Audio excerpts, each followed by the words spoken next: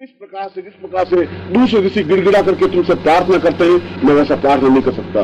जिस प्रकार से इंद्र तुम्हारे सामने हाथ जोड़ के खड़ा रहता है, मैं वैसा भी खड़ा नहीं रहना चाहता। अगर मुझे ताकत होगी, मैं ताकत के साथ तुम्हें यहां बुलाऊंगा। और विश्वामित्र ने ऐसा किया। उस ऋषि रम्य साधना के द्वारा जब उनकी दोनों साधना निष्फल हो गई, जब ऋषि साधना निष्फल हो गई, जब ऋषि कीर्ण और आबद्ध साधना भी निष्फल हो गई, तब उन्होंने ऋषि रम्य साधना का प्रयोग किया। और ऋषि रम्य साधना का मतलब यह है कि वह अपने पौरुष के द्वारा उसको अपने चरणों में स्थापित करे। यहां पर सन 1947 का भारत में पुरुष और स्त्री समान रूप से, मैं इस पॉइंट पर नहीं जा रहा हूं। ऐसा नहीं है कि मैं तो केवल शास्त्रोक्त मर्यादा की बात कर रहा हूं, और मैं ये बात कर रहा हूं कि नारी जाति का मंतव्य क्या है। आपने कभी नारी की साइकोलॉजी समझी नहीं, क्योंकि आप पुरुष हैं और पुरुष अपने आप में अस्तित्वहीन होता है। उसकी पूर्णता मिलती ही तभी है जब वह नारी से युक्त होता है। इसीलिए भगवान शिव को अर्धनारीश्वर कहा गया है। ईश्वर बाद में लगाया है, नारी शब्द पहले लगाया है। अर्धनारी ईश्वर, ईश्वर नारी भी सब लगा सकते थे। और कृष्ण को भी राधा कृष्ण कहा गया है, और राम को भी सीता राम कहा गया है। राम सीता नहीं कहा, कृष्ण राधा नहीं कहा गया, और ईश्वर और शिव नहीं कहा गया। क्योंकि जब तक शक्ति का समन्वय नहीं होगा, तब तक पुरुष को पूर्णत्व प्राप्त नहीं होगा। और यहां शक्ति का तात्पर्य केवल निश्चल प्रेम से है, भोग से नहीं है। क्योंकि भोग से तो केवल रोग पैदा होता है, भोगे रोग भय। और जब भी व्यक्ति अपने आप को नियंत्रित नहीं कर पाता, तब वह अपने जीवन को ही समाप्त कर लेता है। जीवन को समाप्त करने का तात्पर्य कि उसके चेहरे की ओज, उसकी वाक्पटुता, उसकी क्षमता, बोलने की क्षमता, उसका पौरुष, सब कुछ श्रीहीन हो जाता है जब वह भोगी बन जाता है। ये डिफरेंस है। मनुष्य पौरुषवान बने, और विश्वामित्र ने यही कहा कि मैं पौरुषवान होकर के तुम्हें अपने चरणों में बिठाऊंगा, गिड़गिड़ाऊंगा नहीं, हाथ नहीं जोड़ूंगा, प्रार्थना नहीं करूंगा।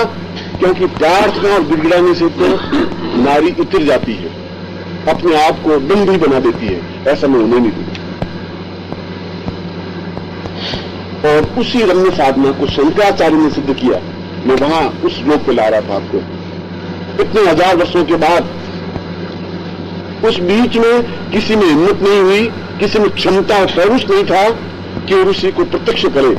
यद्यपि बीच में कुछ साधकों ने, कुछ योगियों ने, या कुछ ऋषियों ने, अत्रि ने भी, कणाद ने भी, पुलस्त्य ने भी। पुलस्त्य ने तो ऋषि के द्वारा 3 संतान उत्पन्न किए, और ऋषि थे। और आज जो हम पुलस्त्य ऋषि के संतान हैं, संतान उत्पन्न करना भोग प्रधान जीवन नहीं है। आप लोगों का कंसेप्ट गलत है। संतान उत्पन्न करना पितृऋण को चुकाना है। यदि हम भोग के लिए संतान उत्पन्न करें तो जीवन की न्यूनता है। क्या यह पितृ प्रसंग है? और संन्यास जीवन में जब उन्होंने, शंकराचार्य ने ऋषि साधना संपन्न करनी चाहिए, तो एक क्षण में छिटके, और छिटक करके अपने गुरु सतानंद को पूछा कि मित्रन क्या करूं, मैं सन्यासी हूं। नारी शब्द का उच्चारण ही संन्यास परंपरा को खंडित करता है। और पूर्ण सन्यासी, और मैं उसकी साधना करूं, यह कैसे संभव है? और अगर साधना संपन्न नहीं करता हूं तो मेरे जीवन की अपूर्णता रह पाएगी कि मैंने शक्ति को अपने नियंत्रण में नहीं लिया। यह कैसे संभव हो सकता है? क्योंकि अन्य साधनाओं को मैं मात्र रूप में भी सिद्ध कर सकता हूं, और उसे तो मात्र रूप में सिद्ध हो ही नहीं सकती, संभव ही नहीं है। कि मित्र क्या करूं? उसी साधना में प्रातः आप, यह मैं रम्य प्रयोग करूंगा कल 10:30 बजे, तो उसी रम्य योग होली के दिन ही होता है, इसलिए कल होली का दिन है, और परसों भी होली का दिन ही कहलाता है, दोनों होली के दिन है। कल पूर्वार्ध कहलाता है, परसों उत्तरार्ध कहलाता है।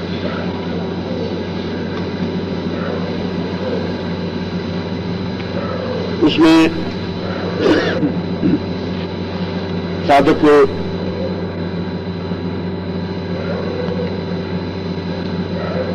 ऋषि साधना में 5 वस्तुओं की आवश्यकता होती है। जलपात्र हो, सुगंधित अगरबत्ती हो,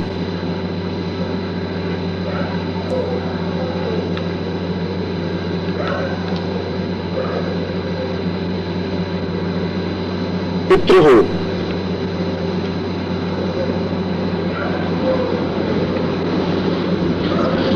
और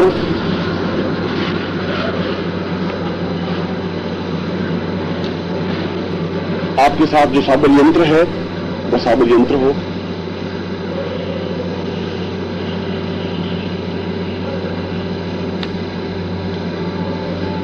वही पत्थर वाला है, तांबे वाला है, दोनों।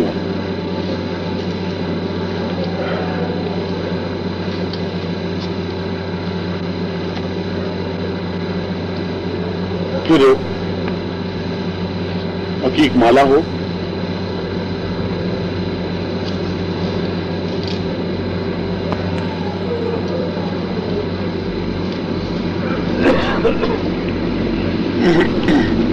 तो मैं सोच रहा था कि ऋषि रम्य साधना के मेरे मुंह से निकला था है कि अभी अंतर्बिंदु चल रहा है, करवाना चाहिए कि नहीं करवाना चाहिए। मेरे जो रुक रुक करके बोलने का किसी मकसद नहीं है, मगर कर लेना चाहिए।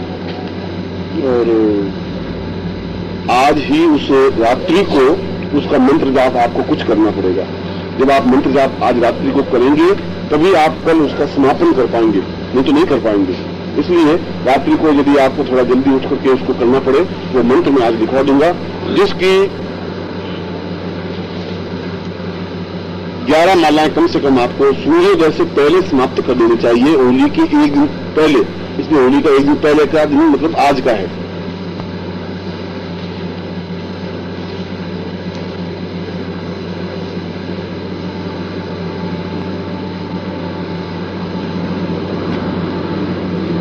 सुबह जल्दी उठकर करें, रात्रि का 20 होते समय तो करें ही, मगर सुबह आप 4 बजे के आसपास उठ जाएं और सुबह करीब 9 बजे तक इस मालाओं को समाप्त कर दें। इससे संबंधित मैं मंत्र लिखवा देता हूं आपको, पहले मंत्र लिख दीजिए। सामने दोनों यंत्र रख दीजिए, ऋषि यंत्र जो आपका मैंने आज बनवाया है वह, और साबर यंत्र जो तांबे का है वह, दोनों।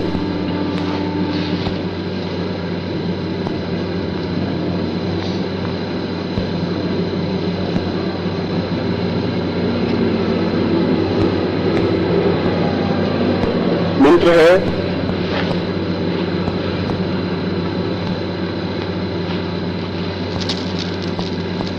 उरुषि, ओम बम नहीं इसमें,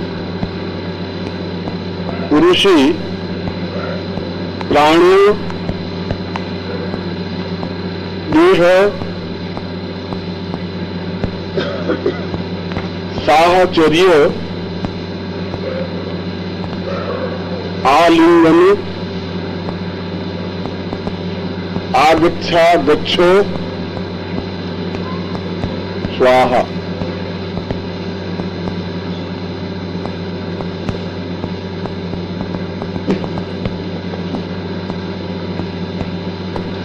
स्त्रियां भी पुरुषी साधना संपन्न कर सकती हैं और करनी चाहिए, और क्रिया रूप में ही, क्योंकि साधना में और साधक के रूप में कहीं पुरुष और स्त्री का भेद नहीं होता। साधक में, साधक शब्द जहां है वहां पुरुष भी पुरुष है, स्त्री भी स्त्री है, और किसी में किसी प्रकार का कोई तात्विक अंतर कुछ नहीं है।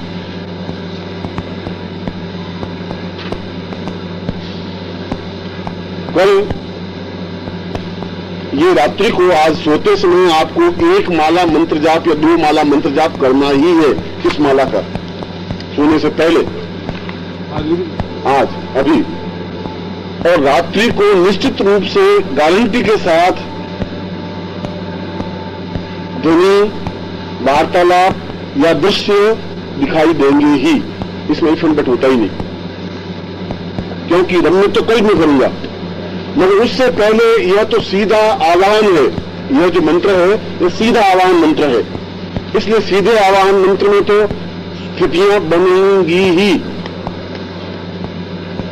यह अनिवार्य होता ही है। इसलिए रात्रि को आप इस मंत्र की 2 मालाएं फेरें हकीक माला से, और फेरने के बाद जहां आप सोए तकिए के नीचे उस तांबे का जो आपके पास यंत्र है, साबर यंत्र, वो तकिए के नीचे रख करके सोए। माला पास में रखो। इत्र का फुआ जो आपको सुबह लगाया था वह लगा हुआ हो, नहीं हो तो निर्मोही जी से ले लेंगे। हाथ पैर धोकर के बैठे, स्नान करने की जरूरत नहीं है। धोती आपकी शुद्ध पहन करके फिर मंत्र जाप करें, फिर धोती अपनी बदल सकते हैं, फिर रात्रि को आप सो जाएं, मंत्र को अपनी सेवा में रखें। और मैं सोचता हूं कि आपने जिंदगी में जो कुछ अनुभव नहीं किया होगा वह अनुभव आज रात्रि को होगा, निश्चित रूप से होगा। कल मैं दक्षिणावर्ती शंख के द्वारा इसके रम्य प्रयोग को संपन्न करवाऊंगा। इसमें दक्षिणावर्ती शंख के माध्यम से भी होता है, क्योंकि ये इस प्रकार के प्रयोग होते हैं जहां बिल्ली की नाल और ये तांत्रिक जो वस्तुएं होती हैं, उन वस्तुओं के द्वारा सुबह आपको सूचना मिल जाएगी। इसमें पुरुष की साधना में या तो बिल्ली की नाल से भी प्रयोग हो सकता है या दक्षिणावर्ती शंख के माध्यम से भी प्रयोग हो सकता है, और जल पात्र के द्वारा और इत्र के द्वारा मैं उस प्रयोगों को आपको संपन्न करवाऊंगा। कल पिशाचिनी साधना क्रम भी और दूसरी साधना क्रम भी, और कल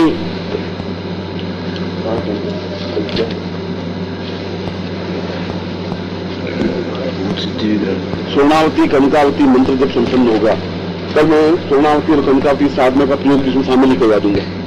तीनों प्रयोग होंगे। ये 2 प्रयोग तो आपके कंप्लीट हो चुके हैं, इसका तो केवल रम्य प्रयोग बीच में मैंने फालतू इसमें फालतू ही रम्य प्रयोग को लिया।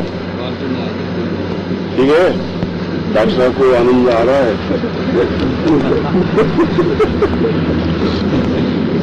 डॉक्टर साहब की पत्नी यहाँ आ चुकी है भाई, डॉक्टर साहब के साथ में। तो अनुभव तो लिख देना, पत्नी को बता देना क्या होगा। पत्नी तो आपका ही है, गुरु जी का कसम है भाई। चलो, तो कल इन दोनों प्रयोगों का समापन जब में प्रयोग होगा और फिर मैं कनकावती प्रयोग कल करवाऊंगा। तो इसमें 3 बातें होंगी। तो कल करना उसमें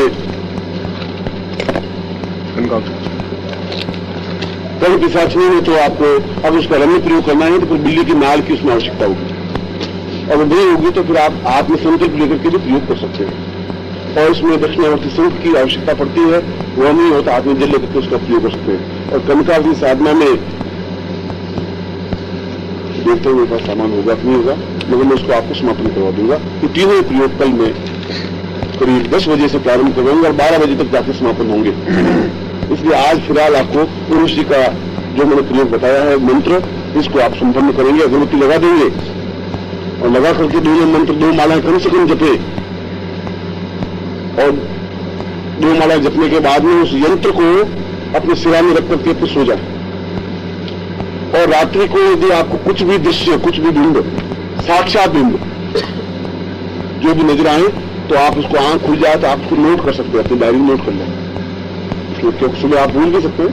इसलिए जो कुछ आपको, और सुबह उठने के बाद में जो कुछ आपको प्रयोग महसूस हो उसको आप नोट कर लें। मेरा में आपका होली का ये पर्वत दिखो महत्वपूर्ण, अन्य विद्याएं तो फिर भी जीवित है, उसमें रम्य प्रयोग भी है, जिसमें कल आप जब रम्य प्रयोग देखेंगे तो आपको उसी समय अनुभूति होगी। रात्रि को हो जाएंगी, कल तो होंगी, कल रात्रि को तो होनी है, उसमें कोई लंबी छोटी बात नहीं है। मगर मैं 35 वर्षों के बाद शायद आप लोगों का स्नेह है या न्यूनता है, दोनों में से कहीं कुछ जरूर है, जिससे कि मैं बिल्कुल विशुद्ध मन से कह रहा हूं कि मैं रम्य प्रयोग संपन्न किसी भी हालत में अगर कोई दबाव डाले या मुझे कहे तो मैं नहीं करवाता नहीं हूं, मगर फिर भी वहां प्रयोग करवाया जरूर। तो मैंने कल तांत्रिकों के सम्मेलन में करवाया था इन सब प्रयोगों को, और वो तांत्रिक आज भी बाद लोग तरफ पीछे घूमे रहे, सीख रहे कि तिथि 25/3/86 गुरु जी का दोपहर का प्रवचन शुरू हो रहा है। तिथि 25/3/86 गुरु जी का दोपहर प्रवचन शुरू होने जा रहा था। दो भागों से मिश्रित है। एक उसका भौतिक पक्ष है और भौतिक पक्ष का सारा जीवन उसका अंतर्बिंदु का जीवन है। जहां भी भौतिक पक्षता है वहां पर उसका अंतर्बिंदु है, और जहां पर भी उसकी अंतश्चेतना का पर्व है, जहां भी उसकी अंतश्चेतना आंतरिक आनंद उमंग उल्लास का पर्व है, वहां वह सही अर्थों में मनुष्य है, प्राण युक्त है, चेतना युक्त है। और मैंने इस बात का भी संकेत दिया था कि जब आंतरिक उल्लास आनंद और उमंग उच्चरित होती है तभी कविता की धारा फूटती है। किसी मजदूर के मुंह से आपने कभी कविता की धारा सुनी नहीं होगी, कविता नहीं सुनी होगी। ज्यादा से ज्यादा इनकलाब जिंदाबाद जैसे नारे सुन सकते हैं, कविता नहीं निकल सकती।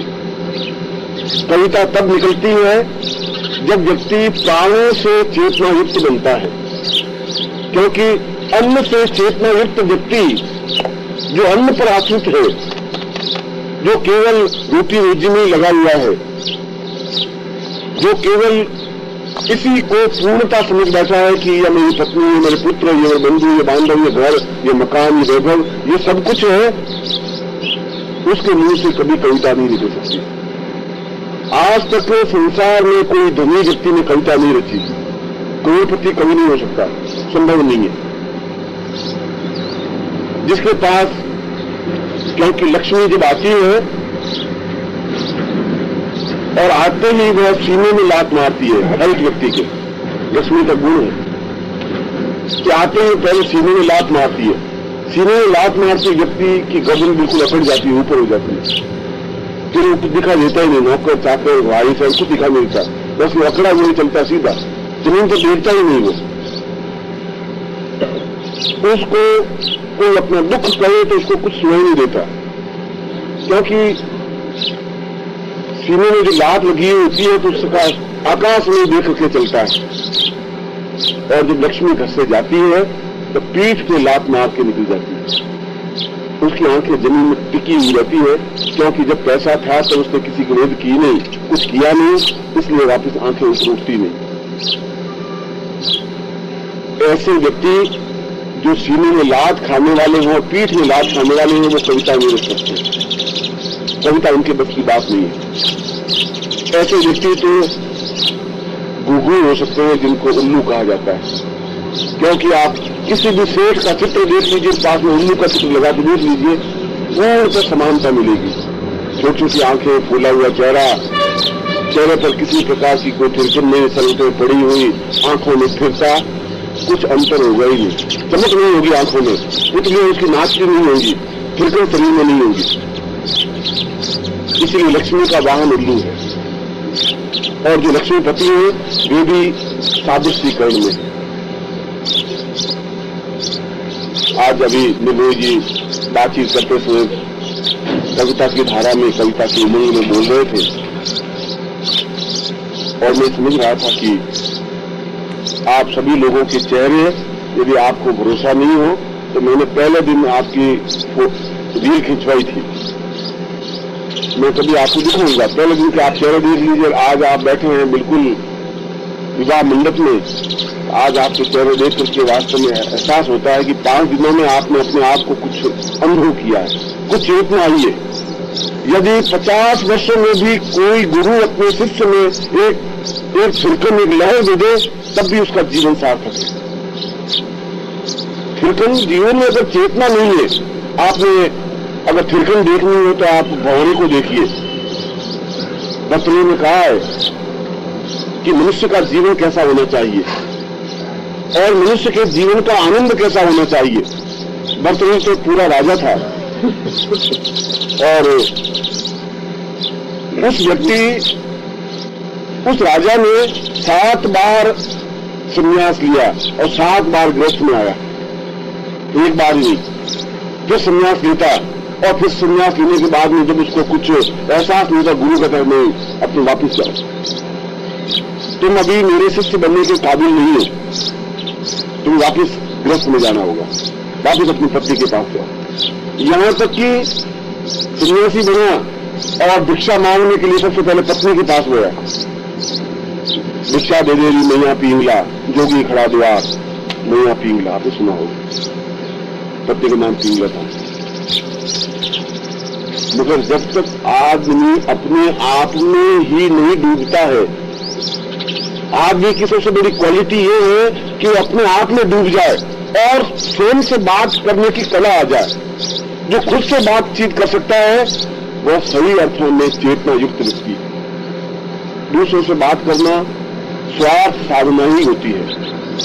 जो अपने आप में निमग्न है, आप देखिए सन्यासी को देखिए, बैठा है, आंख बंद करके बैठे हैं, 2 घंटे बैठे हैं, 3 घंटे बैठे हैं, कुछ होश नहीं है, आसपास क्या हो रहा है, लोग देख रहे हैं, हाथ जोड़ रहे हैं, चले जा रहे हैं, कुछ और सही नहीं, क्योंकि उनको अपने आप से बात करने की कला आती है। कवि को देख लीजिए आप, किसी प्रकृति के बीच में बैठा है, गुलाब के पुष्प को देख रहा है, 2 घंटे तक बैठा बैठा देख रहा है, रूप में आधा पागल सा हो गया है, क्योंकि उसको अपने खुद की बातचीत करने की कला क्या है। और भ्रमर, वह किसी से बातचीत नहीं करता, केवल खुद से ही बातचीत करता रहता है। ऐसा ही जीवन भत्री ने कहा है कि भ्रमरवत जीवन, जो अपने आप में व्यंजलित होता रहे, अपने आप में बातचीत करता रहे, अपने आप में उसमें डूबा हुआ रहे, ऐसा जीवन ही मनुष्य का वास्तविक जीवन है। अन्यथा तो इस जीवन को पशु जीवन की तरह ढो रहे हैं और मर जाएंगे, इसमें कोई बहुत बड़ी बात नहीं है। जीवन का आनंद तो बिल्कुल दूसरी चीज है।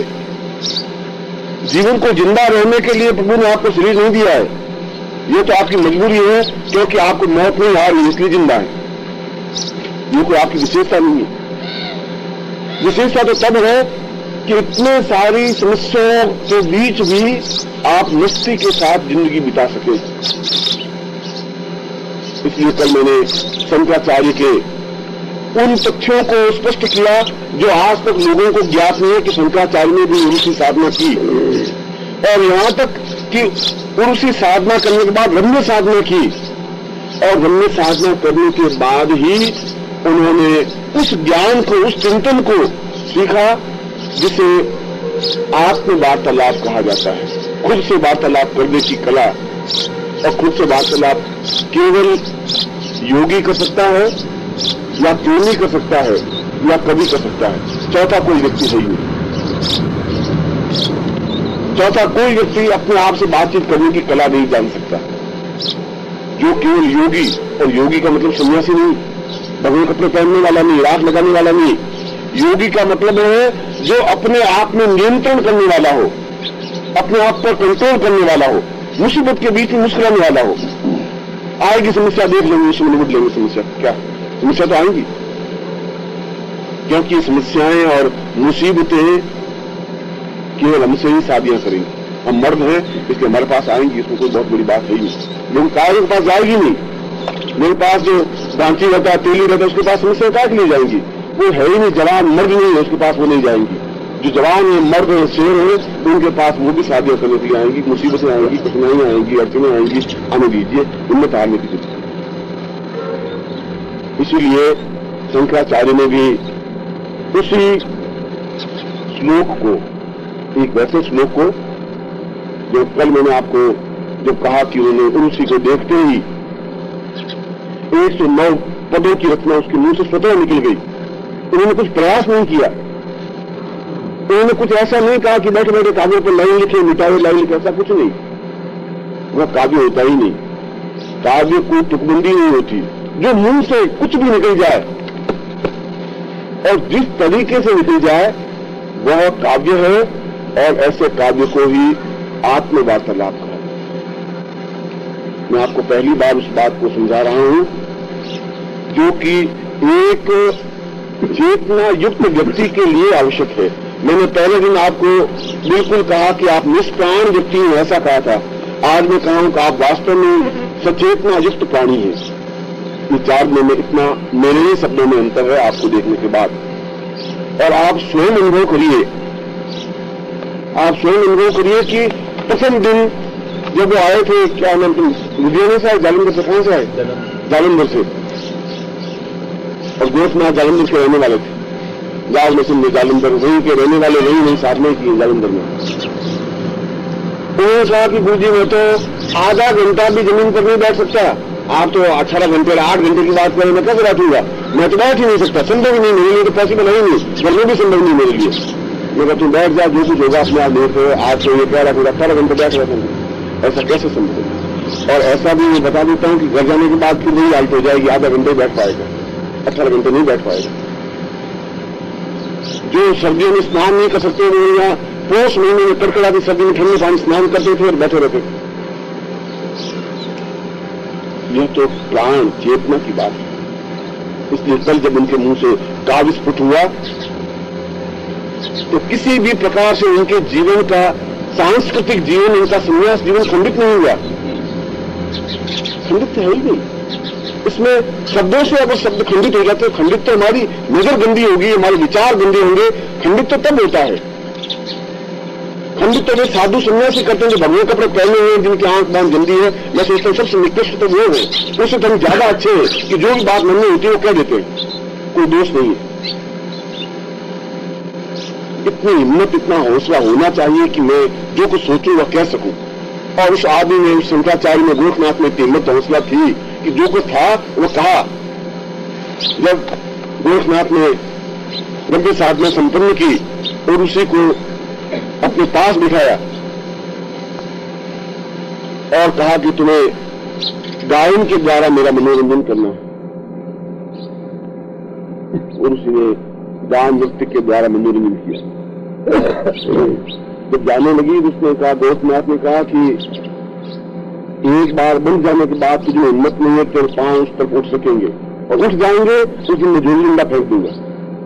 मैं देखता हूं कि हाथ नहीं लगेंगे तेरे, मैं देखता हूं कि पैर से बंधी हुई तो मेरे पीछे पीछे आ जाएगी। तो कई बार एक बार कहा है कि मैं पनगढ़ तक आया था तो तू मरगढ़ तक आएगी, मैं तो रोता रोता तेरे पीछे पनगढ़ तक आया था देखने के लिए तुझे, तो तू मरगढ़ तक तो मेरे पीछे पीछे रोती रोती आएगी, क्योंकि बंधा हुआ प्राणों से प्राण बंधे हुए, जाएगी कहां।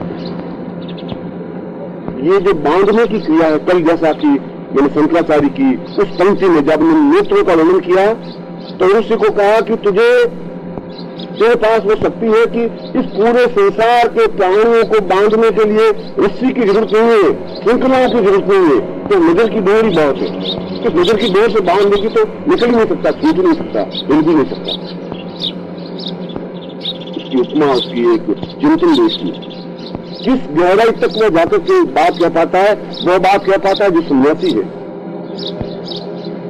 और ये बात कहने के पीछे मेरा मकसद ये था आपका कि हमारे मन का जो कंसेप्ट है कि साधु मीठा खाना नहीं खा सकता, साधु पलंग पर नहीं सो सकता, साधु स्त्री को देख नहीं सकता, साधु स्त्री से बात नहीं कर सकता, हमारे शास्त्रों में ऐसा कुछ नहीं। हमने तो केवल अपने आप को घेरे में आबद्ध कर दिया है। आज ऋषि की रम्य साधना है और इस रम्य साधना के प्रभाव, क्योंकि कल मैंने और परसों भी मैंने ये बताया आपको कि किसी भी जीवन की सफलता के लिए आपका पौरुषवान होना जरूरी है। आज 4 दिन से जो मैं आपके प्रयत्न कर रहा हूं आपके जीवन में, मैं उसको आपको पौरुषवान चेतनायुक्त बनाने के पीछे सारी बातचीत कर रहा हूं। सारे प्रवचनों में, सारी बातचीत में इसको बार बार दोहराना पड़ा है। ये दोहराना पड़ा है कि तुम्हारा जो शरीर है, तुम्हारी जो चेतना है वो निष्प्राण है, एकांगी है, तटस्थहीन है, उसमें वह फिरकन नहीं है। ये बार बार मुझे ये कहना पड़ा।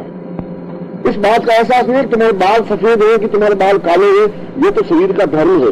आपने कुछ नहीं किया, भोगने ने आपको भोग लिया, इसलिए बाल सफेद हो गए। यदि आप भोग भोगते, ऐसा होता ही, बाल सफेद हो ही नहीं सकते।